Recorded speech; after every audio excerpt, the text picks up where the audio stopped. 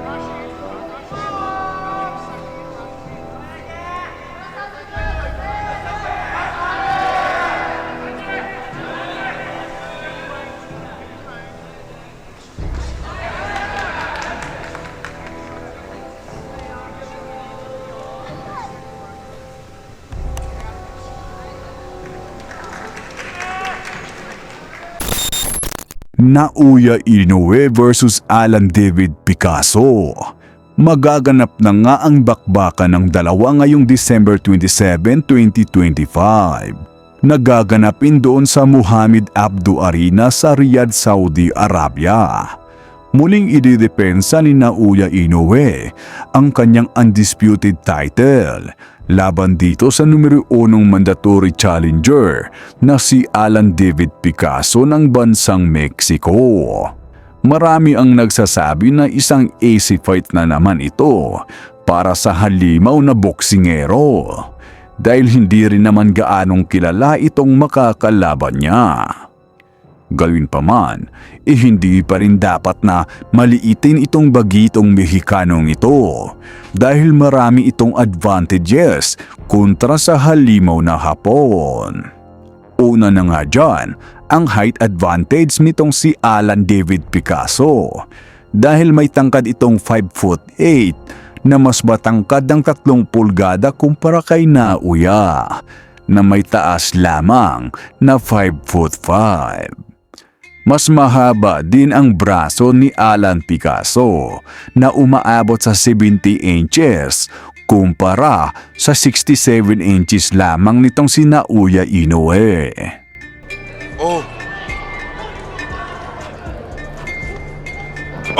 Y reposta y la media. La larga se la deja Mejía para que entre y lo recibe rápidamente Picasso. I got him. That looks like the bellow, and the corner has a towel, and there it is. Mas bata din itong Mexicanong ito ng 7 taon dahil may edad pa lamang ito na 25 years old, habang itong si Naoya Inoue naman ay may edad ng 32. Mas marami ding laban na naipanalo itong Mexicano na mayroon ng 33 fights with 32 wins and 17 knockouts at wala pang talo at may isang draw. Habang si Naoya Inoue naman, meron lamang 31 wins with 27 knockouts at wala ding talo.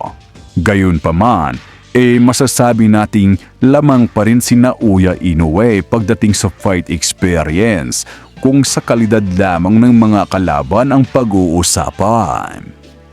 Dahil umaabot na sa 13 world champions ang kanyang natatalo sa kanyang buong karera.